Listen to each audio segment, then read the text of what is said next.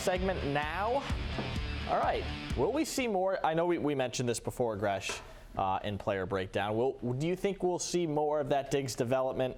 I think they're going to try to. I just don't know if this is the week that it's really going to bear any fruit, because the Bills know really everything there is to know about frustrating and dealing with Steph Diggs. I think it's really connected more towards the running game and working off play action, I think, in terms of the future for Diggs and maybe trying to get the ball down the field.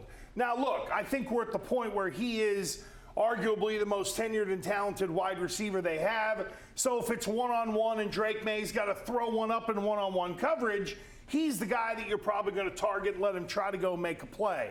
But if it's within the structure of the offense, I just don't think this is the week that we'll see more Diggs.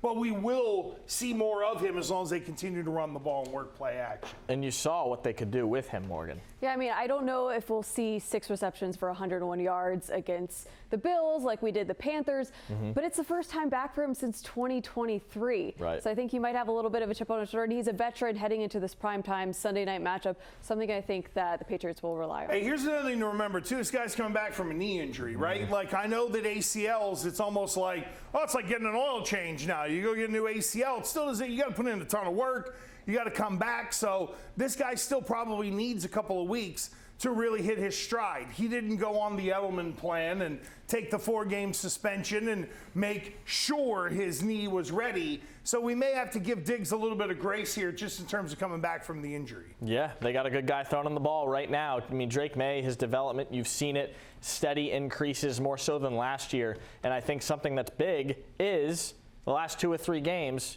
he hasn't turned the ball over. No, he hasn't turned the ball over, and he didn't look the best, obviously, week 1.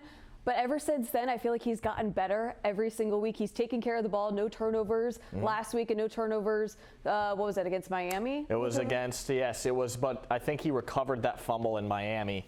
But then it was Pittsburgh where he lost the fumble. I think that's a big key to his development and that maturity, taking care of the ball. Yeah. So I think in terms of the taking care of the ball, yep, he's gotten better. We've seen him not only take care of it, but they've called plays where a lot of throws are closer to the line of scrimmage. Against Carolina, they started to air it out. And how about this? 3 for 4 for 85 yards when targeting Diggs on throws of 15-plus air yards.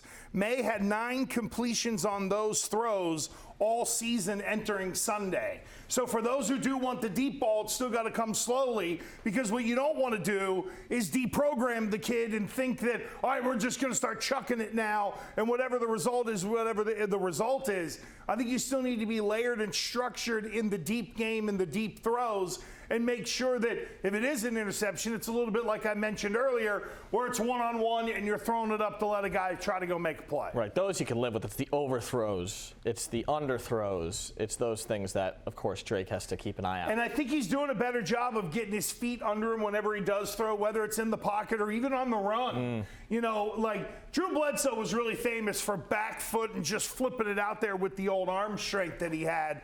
We're seeing less and less of that from Drake May as the season goes on, and that's exactly what we need. Yep, stopping the run. The Patriots have done a good job of it, Morgan. They're going to have to do it again with James Cook. Yeah, it's going to be a different challenge with James Cook. He has over 400 yards through the first 4 games, 5 touchdowns. He's looking like a monster on the other side of the ball, which I think could give the Patriots trouble, especially on the outside. Yeah, here's the thing with Cook. He's a tough runner. He's a guy where the first person had better grab on and then somebody come in to kind of clean up. That's the hard part of dealing with James Cook. That and the fact that if they get a tight end or a wide receiver established early, now it's much easier to get Cook the ball later in the game, or to be able to get him on those angle routes in the middle where you're getting a Spillane or a linebacker maybe in a mismatch in terms of Cook. So I think if Josh Allen can get going early in establishing outside threats or establishing a tight end, then Cook is going to become the weapon that might slice and dice the Patriots defense. Yeah, let's hope not. Can you at least contain Josh Allen? Can't stop him. Can you contain him?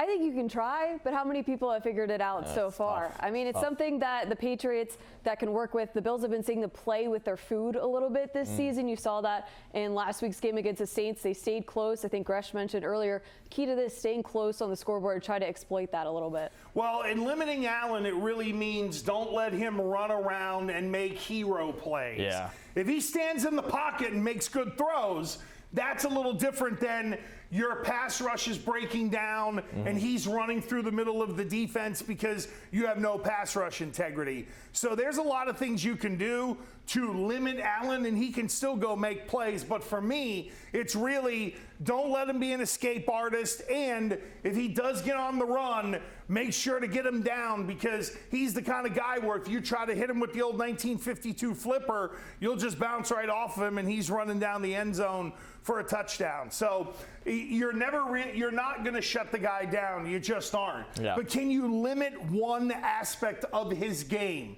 And if you can keep him in the pocket and make him beat you and not let him beat you with his legs, then you've at least taken something away and given yourself a chance. For sure.